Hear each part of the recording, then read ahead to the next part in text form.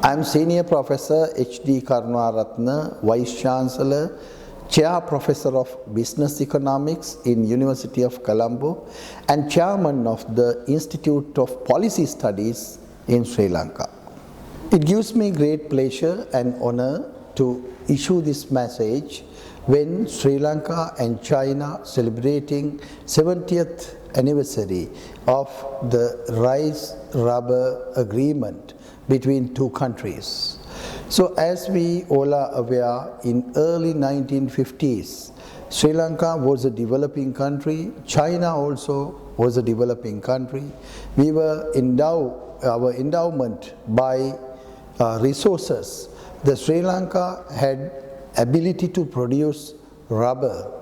In the global context, we recognize Sri Lanka as one of the best natural rubber growing countries. So Sri Lanka has been exporting rubber more than 100 years by that time. On the other hand, China has been cultivating rice in their arable lands with the ability to produce high quality rice during those periods. So therefore China and Sri Lanka agreed to develop their further relationships by signing the accord on rice and rubber. So these two commodities were important for both countries. Particularly Sri Lanka had the experience of exporting rubber and China had the excess rice production during that period. So therefore this was benefited by both countries accordingly, this agreement. So this is only one aspect of China-Sri Lanka relations, and all the Sri Lankans knew about this relationship. I think even China, all the Chinese knew about the Sri Lanka-China relationship with this rice-rubber agreement. So this rice-rubber agreement was kind of a bridge to have a connection between China and Sri Lanka. So Sri Lanka, of course, continuously supported by China, and Sri Lanka everywhere appreciate China because for our mutual understanding over the 70 years, day by day expanded. Sri Lanka has been adopted import restrictive policies continuously until 1977. China, in fact, adopted socialist economic system and gradually shifted into transition economy, and today China is a socially supported a capitalist economy where they recognize the free market mechanism, which is very important to develop a country. And Sri Lanka and China, there is another common point. In 1978, both countries started the trade liberalization. Sri Lanka introduced open economic policies in 1977-78.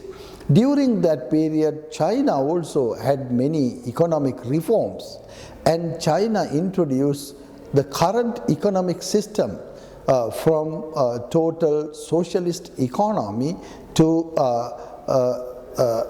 transition economy for market economy in 1978. So gradually Sri Lanka has been performing with some limitations and difficulties due to the Sri Lanka's social and man-made disasters we faced.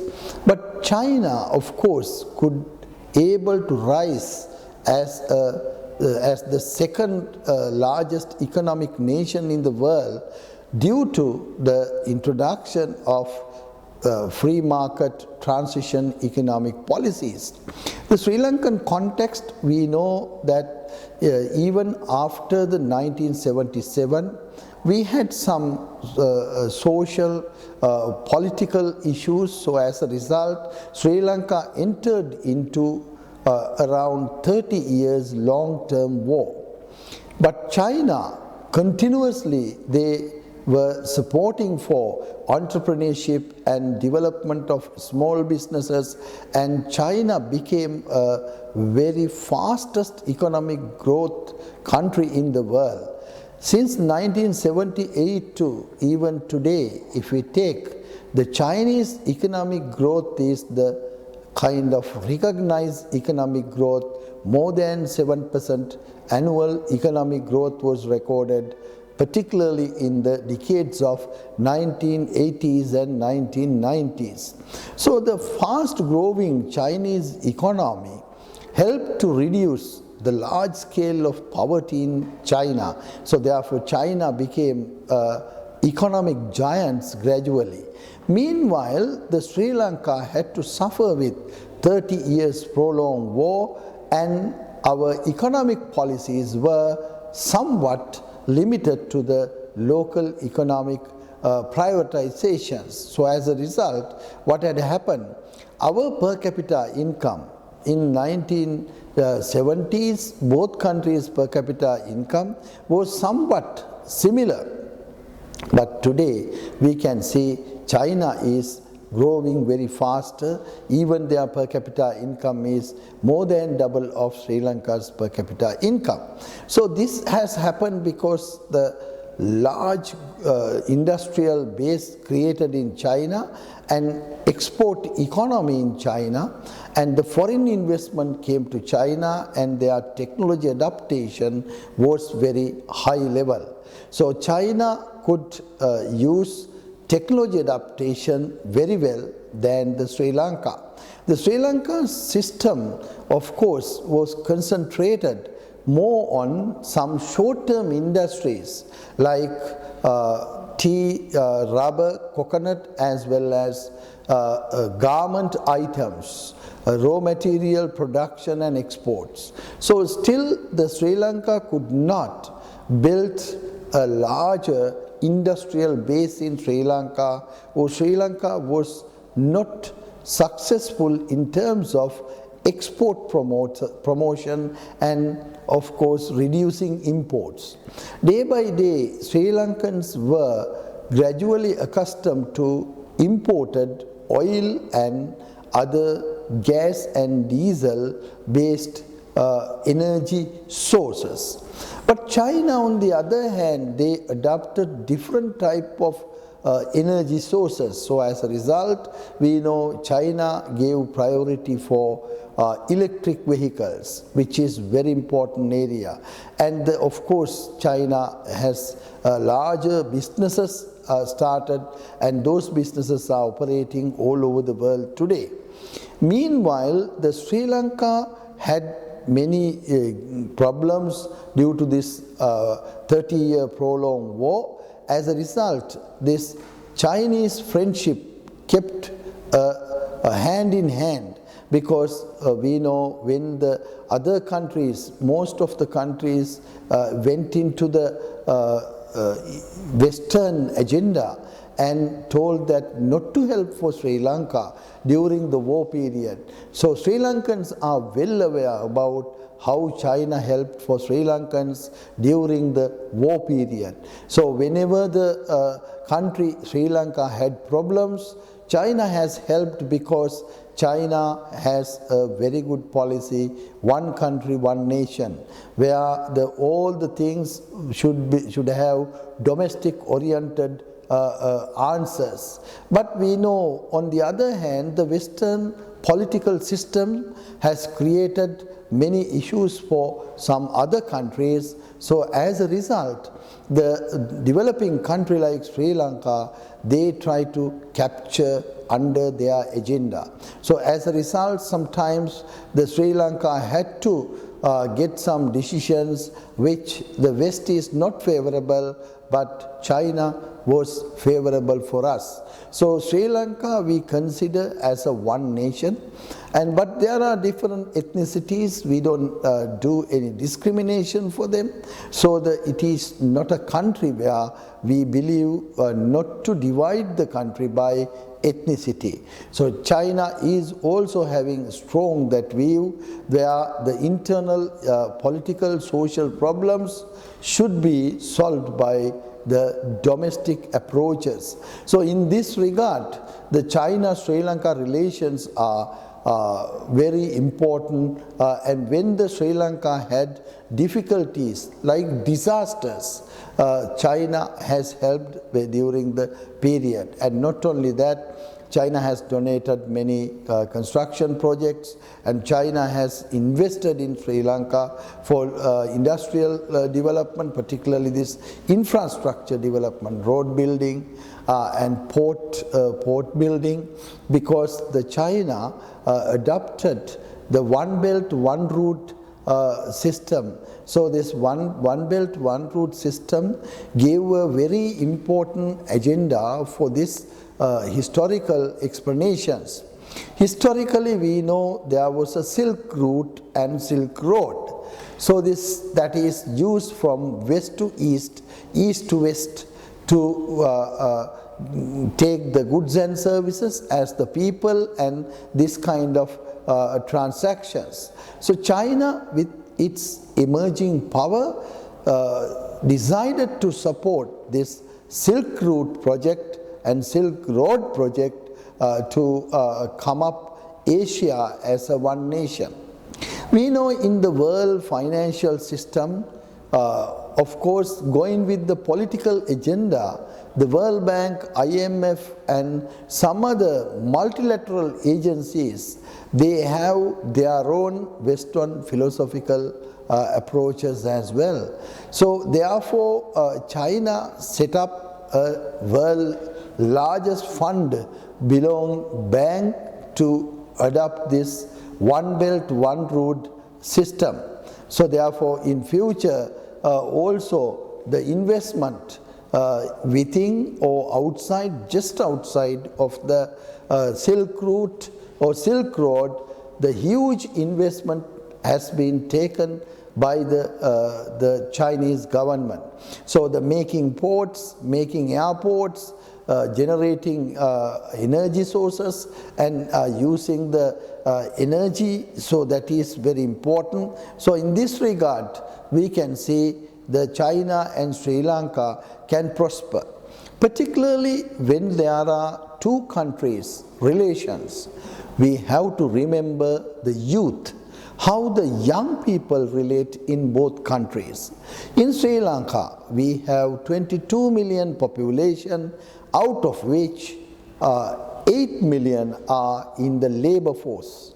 The labor force means people who actively work and who are actively seeking employment opportunities in the economy.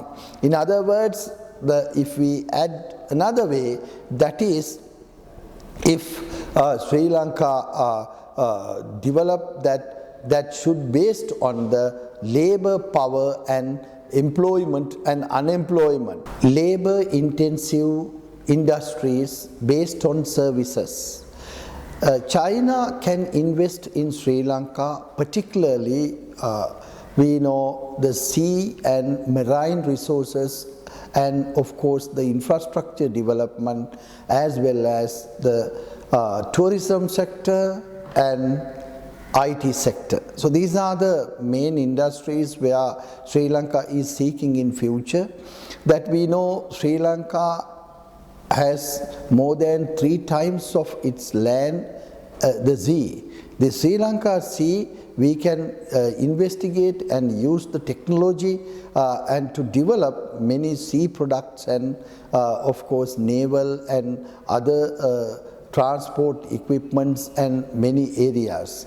Meanwhile, we know Sri Lanka is a natural resourceful, wonderful country in the world. So it is a well-known destination for tourists in the world.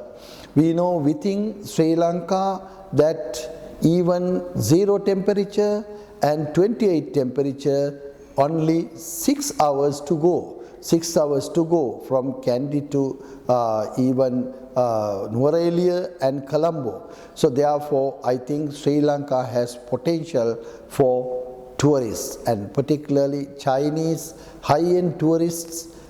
This is one of the best place to see the global natural environment, and there are many unexplored areas in Sri Lanka. So the tourism is one of the best industries where China and Sri Lanka can focus over the long run. On the other hand, we know Sri Lankan children are well equipped with the IT, and in future IT sector development is essential. And in that regard, there can be software companies, engineering, and many areas that Sri Lanka and China can collaborate in more and more ways. Not only that, the Sri Lanka's industry structure, if we study the language abilities, the Sri Lankans are speaking English, and therefore they can understand the global movement and the people's behavior. So, and Sri Lankans are easy to train for any language. So therefore Chinese language teaching in Sri Lanka, I think, should be more commonly available, and all the universities, we have 17 national universities, and there are a couple of private universities also, so that we can teach them the Chinese language. It will be easy to adopt Chinese companies in Sri Lanka in this regard. Another important area to sign a free trade agreement between China and Sri Lanka, particularly in the services trade. Sri Lanka's naval service, Sri Lanka's other kind of services can be exported to China, and Chinese high-tech industries as well as technology-based industries can be applied to Sri Lankan context. So therefore, I think now when we are celebrating 70th year of Rice Rubber Pact, there are new industries and new methodologies to develop relationship between these two countries. By understanding each other for mutual benefits, China and Sri Lanka can go for a long journey hereafter as well. I wish for all the people who contributed for China-Sri Lanka relationship during last couple of years, as well as we wish that China and Sri Lanka relationship will continue forever. Thank you very much.